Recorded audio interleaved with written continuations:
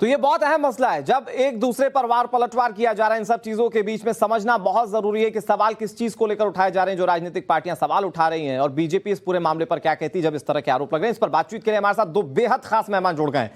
Shaina NC हमारे साथ जुड़ गए हैं जो कि बीजेपी के प्रवक्ता हैं, और इंतखाब फारूकी हमारे साथ जुड़ गए हैं जो कि शिवसेना के नेता हैं। आप दोनों का बहुत बहुत स्वागत है। मैं आप दोनों का रुख करूं, लेकिन उससे पहले बहुत जल्दी से शिवानी आपसे मैं समझ लेता हूं, इन राजनीतिक आरोप प्रत्यारोप के बीच में जिस तरीके से कार्रवाई पर सवाल उठाए जा रहे हैं, वो कार्रवाई बिना सबूतों के हिसाब से क्या हो सकती है? क्या जो आरोप लग रहे हैं, क्या सिर्फ राजनीतिक आरोप प्रत्यारोप को ध्यान में रखते हुए इन कार्रवाइयों को साइडलाइन किया जा सकता है? प्लीज समझाइए शिवानी।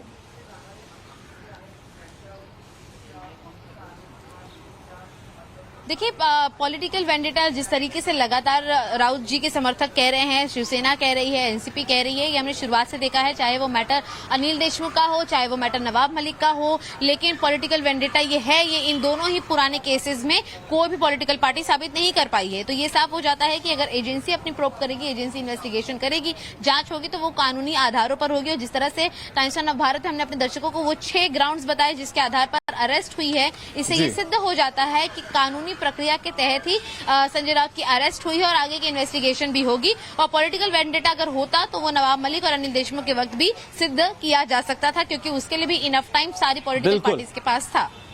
ये बिल्कुल वैलिड पॉइंट आपने रखा है शिवानी, और शायद इसके आगे जवाब देना मेरे ख्याल से इंतखाब फारूकी आप बेहतर तरीके से बता पाएंगे। इससे पहले भी आरोप आप लगाते रहे, लेकिन उस पॉलिटिकल वेंडेटा के आरोपों पर कहीं बल नहीं मिला।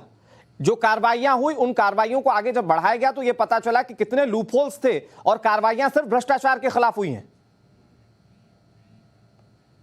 देखिए, आपको बताना चाहूंगा कि जिस तरीके से संजय राउत साहब ने अपना ईडी ऑफिशियल से उन्होंने साफ तौर से कहा था कि मैं थोड़ा सा बिजी हूं, मुझे आप 7 अगस्त तक का समय दीजिए, मैं आपसे आकर मैं सारे सवालों का हम आपको जवाब देंगे। ऐसा नहीं है कि उन्होंने इससे पहले उन्होंने ईडी ऑफिस में जाकर उन्होंने जो भी नोटिस थी उन्होंने उसका जवाब नहीं दिया। उन्होंने सब तरीके से वो गए, अटेंड किया। इस समय में जिस तरीके से पार्टी के आप समझ रहे हो कि काफी जिम्मेदारी है इस समय में, और क्योंकि वो शिवसेना के एक सीनियर लीडर है, उन पे काफी जिम्मेदारी थी, इसलिए उन्होंने 7 अगस्त तक का समय मांगा। लेकिन ठीक है, क्योंकि ईडी के ऑफिशियल्स उनके घर पर जाकर उन्होंने उनसे पूछताछ की और उन्हें ले गए, ये उनकी अपनी विचारधारा है। लेकिन ठीक है, अब नहीं सर, विचारधारा नहीं है, ये प्रोसेस है, ये प्रोसेस है सर, विचारधारा पे काम नहीं करती है जांच एजेंसीज। जी, लेकिन मैं आपको बताना चाहूंगा कि जब भी उनसे शिवसेना के सीनियर लीडर सर, लेकिन मुझे लगता है आप ठीक है, आप पॉलिटिकली बातें कहेंगे क्योंकि आप पॉलिटिकल पार्टी के नेता हैं। मैं आपको 6 पॉइंट्स बताता हूं, वो 6 पॉइंट्स आपको समझाएंगे कि संजय राउत की गिरफ्तारी क्यों हो गई। सर, सबसे पहला पॉइंट है, ईडी पूछताछ में वो सहयोग नहीं कर रहे थे। राउत के पास बेहिसाब नकदी मिली है, यह बात निकलकर सामने आई। राउत के घर से कई संदिग्ध दस्तावेज मिले, तब जाकर गिरफ्तारी हुई है साहब। अगला पॉइंट सुनिए, राउत के परिवार की बेनामी संपत्ति की जांच की जा रही थी, संतोषजनक जवाब नहीं मिले। संजय प्रवीण राउत के लेन देन की जांच की जा रही थी, वहां पर भी जवाब नहीं मिले। तो इतने के बाद गिरफ्तार करें या नहीं करें? फिर हो हल्ला क्यों गिरफ्तारी पर?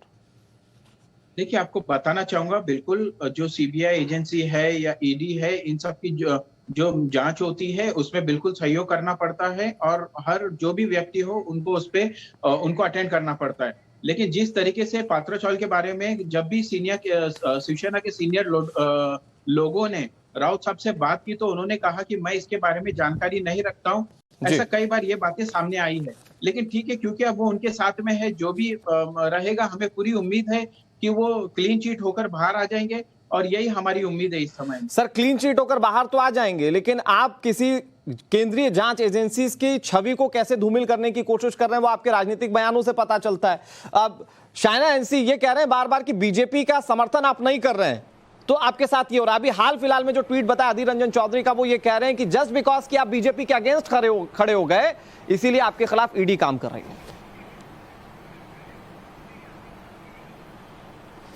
देखिए, सबसे पहले तो मैं ये कहना चाहती हूँ कि इन्फोर्समेंट डायरेक्टरेट हो या सीबीआई, ये इंडिपेंडेंट एजेंसीज हैं, इनका सम्मान कीजिए, क्योंकि अकाउंटेबिलिटी, ट्रांसपेरेंसी के साथ जब काम करना है तो कैसे काम करते हैं जब बुनियादी तौर पे एविडेंस मिलता है। पत्राचौल केस क्या है? 1040 करोड़ की संपत्ति, कहाँ इसका दुरुपयोग हुआ है, कैसे लोग हैं जो अपने आप को लोन्स देते हैं, पैसा लेते हैं, किकबैक्स मिलते हैं। जो भ्रष्टाचार की बू नहीं आ रही है तो फिर आप मुझे बताइए कि आप इतने डरे हुए क्यों हैं? जो आपको लगता है कि आपने कुछ गलत नहीं किया तो आपको कोई डरने की संभावना ही नहीं है।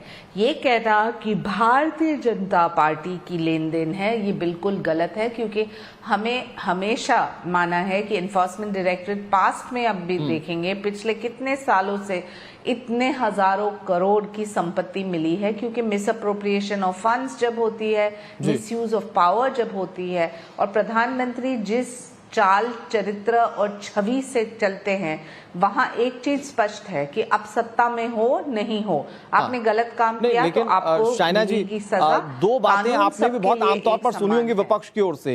एक तो ये कि जो बीजेपी के खिलाफ बोलना शुरू कर दे ज्यादा, उसके खिलाफ ईडी की जांच बैठा दो, और दूसरी बात ये कि जो बीजेपी में चला जाए और जिस पर पहले ईडी की कार्रवाइयां होती रही हो वो पाक साफ हो जाता है। ये दो बड़े आरोप इन जांचों को लेकर बीजेपी पर हमेशा लगते रहे।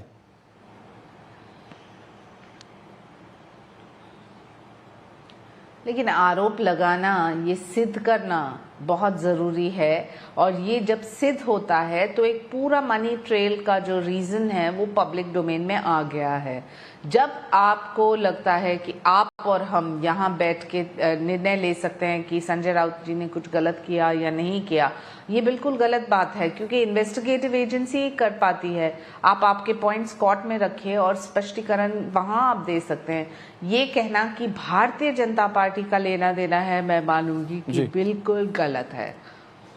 ठीक है फारूकी साहब, लेकिन एक बात मुझे समझाइए, कुछ लिंक्स जो संजय राउत के प्रवीण राउत के साथ जुड़ते हुए नजर आ रहे हैं। प्रवीण राउत को तो अच्छे तरीके से जानते होंगे, उनका कैरेक्टरिस्टिक्स कैसे अभी जांच के दायरे में वो भी आप अच्छे तरीके से समझते हैं। तो उन लिंक्स के हिसाब से क्यों ईडी की टीम उनकी गिरफ्तारी नहीं करे, और वो भी तब जब वो ईडी की जांच में पूरी तरह से सहयोग भी नहीं कर रहा है। उन्होंने ही कहा था सर थोड़े दिन पहले कि अगर हिम्मत है तो आप मुझे गिरफ्तार करके बताओ, अभी थोड़े दिन पहले चलते फिरते वो कहते हुए नजर आ रहे थे। देखिए, जैसा मैंने आपको बताया है कि चाहे सीबीआई हो या ईडी डिपार्टमेंट से ये हो, मैंने आपको बताया है कि उनको अटेंड करना जरूरी है, उनको सहयोग करना बिल्कुल जरूरी है। और ये बात गलत है कि कोई अगर कहे तो सर ये बात आपने पार्टी कार्यकर्ताओं को नहीं बताई, जांच में सहयोग जरूरी है, और अगर सहयोग जरूरी है, सहयोग कर रहे हैं, तो फिर पार्टी कार्यकर्ता क्यों दफ्तर दफ्तर घूम रहे हैं, क्यों हर जगह जाकर प्रदर्शन कर रहे हैं? आप ही के कार्यकर्ता है ना साहब।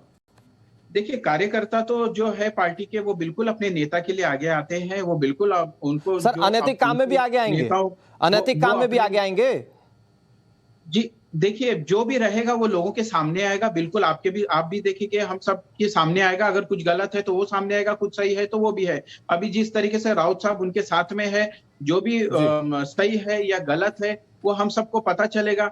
ऐसा तो नहीं है कि हम यहाँ पर बैठकर जजमेंट ले कि भाई ये गलत था, ये सही था। जैसा मैंने आपको बताया कि राउत साहब ने कई बार बताया है कि मुझे पात्र चाल के बारे में इंफॉर्मेशन नहीं है। तो अभी जो भी है हम सबके सामने फैसला आएगा, निर्णय आएगा कि क्या है क्या नहीं है। लेकिन अब शाइना एनसी जी, ये क्या बहुत आसान है केंद्र सरकार को किसी भी चीज को लेकर कोस पाना?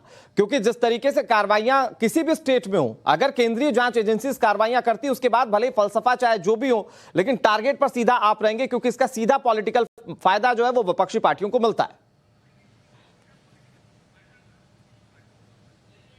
देखिए, करनी और कटनी में फर्क होती है, और जैसे कि प्रधानमंत्री हमेशा कहते हैं कि वो एक सक्रिय रूप से चाहते हैं भ्रष्टाचार मुक्त भारत और भ्रष्टाचार मुक्त राजनीति। ये एक बहुत बड़ा बयान है। मैं मानती हूँ कि जो लोग सोचते हैं कि वो पॉलिटिकल इंसुलेशन लेके अपने जो करतूत हैं उसको कवर अप करें, ये गलत बात है।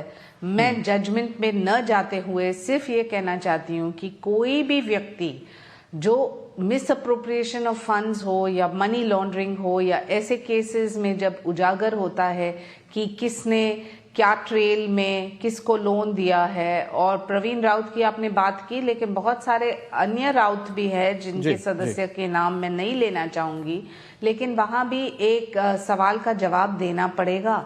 और ये बिल्कुल किरीट सोमैया जी हो या हमारे जितने भी नेतागण, उन्होंने इसका खुलासा तो जरूर किया है, लेकिन ईडी अभी जब सब्सटैंटिव सबूत है तब अरेस्ट करते हैं।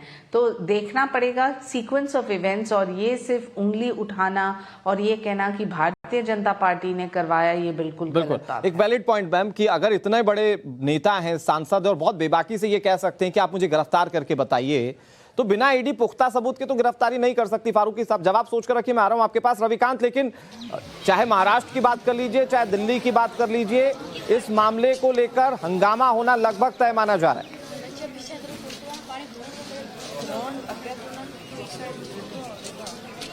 को लेकर संसद के अंदर हंगामा होना तय है, क्योंकि कांग्रेस पार्टी अब जो है वो संजय राउत के समर्थन में खुलकर सामने आ गई है। संजय राउत ने जो कुछ भी किया और जो लगातार वो अपनी बयानबाजी कर रहे थे, लेकिन इन्फोर्समेंट डायरेक्टरेट के सामने एक भी सवाल का जवाब उन्होंने नहीं दिया। चाहे वो अनअकाउंटेड मनी हो, चाहे उनके कोऑपरेशन की बात करें, या जो बेनामी प्रॉपर्टी जिनकी जानकारी ईडी के ऑफिशियल्स ने उनके सामने रखी है, उसका जवाब वो नहीं दे पाए। इसीलिए देर रात उनको गिरफ्तार किया गया। चूंकि पार्लियामेंट का सत्र चल रहा है और तमाम पॉलिटिकल पार्टियां जो ऑपोजिशन की हैं, उनको ये लगता है कि केंद्र सरकार उन्हीं लोगों को चुन कर परेशान कर रही है जो उसके खिलाफ आवाज उठाते हैं। इसीलिए ये संभव है कि आज संसद भवन में तमाम पॉलिटिकल पार्टियां संजय राउत की गिरफ्तारी के अगेंस्ट में सरकार के खिलाफ हमलावर हों, प्रोटेस्ट करें। संसद भवन के अंदर कर सकती हैं और संसद भवन के बाहर भी इस तरीके की योजना बनाई जा रही है कि वो संजय राउत के समर्थन में अपना जो पूरा ताकत है वो दिखाएं कि सरकार किस तरीके से ओपोनेंट को एजेंसियों के माध्यम से परेशान कर रही है। ठीक है रविकांत, बहुत शुक्रिया आपका हमारे साथ जुड़ने के लिए। शिवानी, आपका भी शुक्रिया, आप नजर बनाए रखिए। इंतखाब फारूकी जी और शाहना एनसी जी, आप दोनों का भी बहुत बहुत शुक्रिया। लेकिन राजनीतिक आरोप प्रत्यारोप के बीच में ये बहुत अच्छे तरीके से समझिए कि बिना सबूत के, बिना पुख्ता कार्रवाई के ये गिरफ्तारियां नहीं होती हैं। फिर सवाल ये कि इस पर राजनीति क्यों?